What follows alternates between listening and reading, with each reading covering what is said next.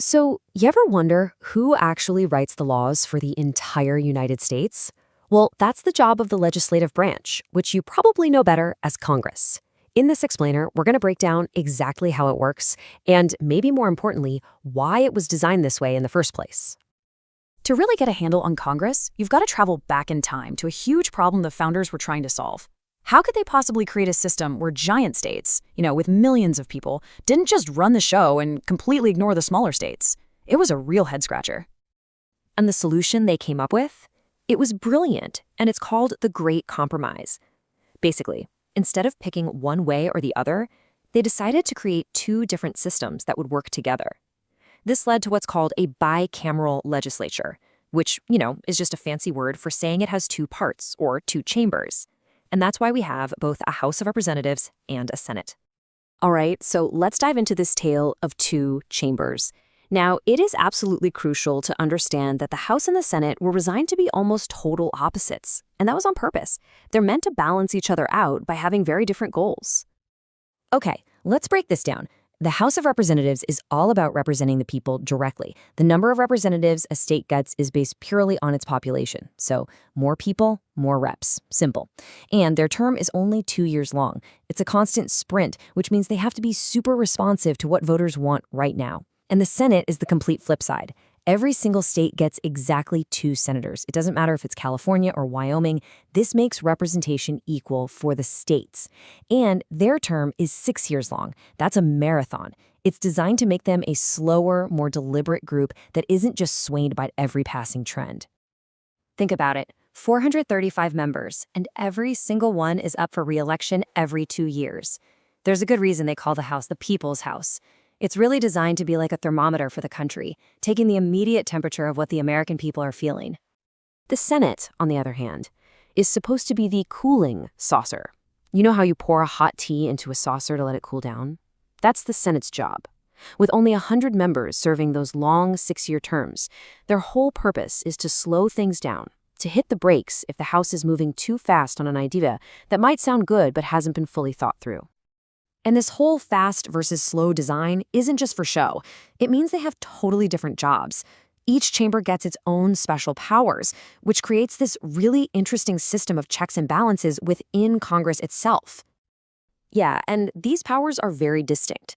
If you need a quick way to remember it, just think of it like this. The House basically controls the country's wallet, while the Senate has a huge say in who gets the most powerful jobs in the government. Okay, let's talk about the House's most important job, the power of the purse.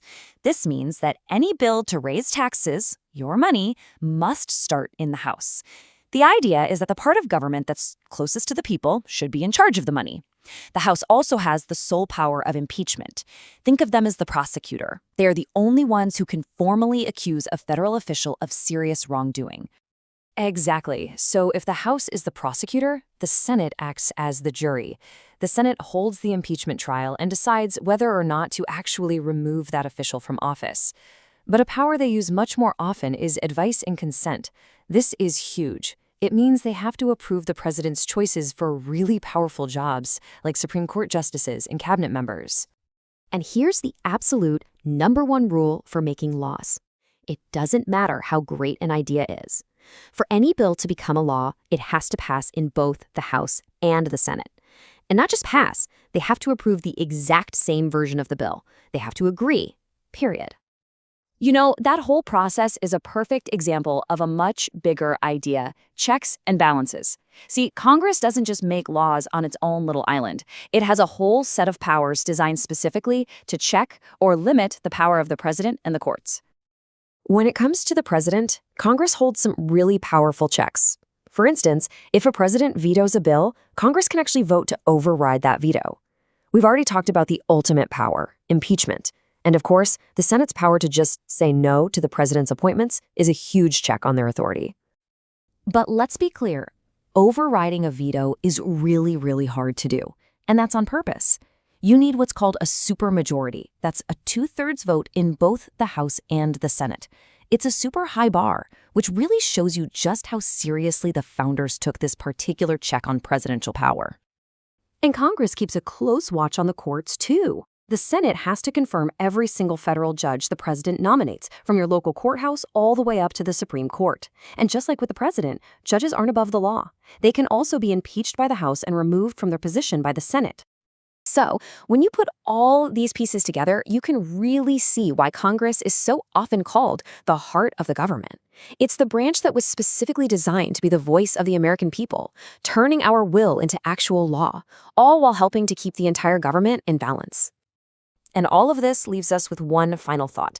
The founders intentionally built this system to have tension, a fast-moving House that reflects what people want right now, checked by a slow, cautious Senate that's meant to cool things down. So the big question for us today is, in our modern, super fast-paced world, does that design still work? That's definitely something to think about.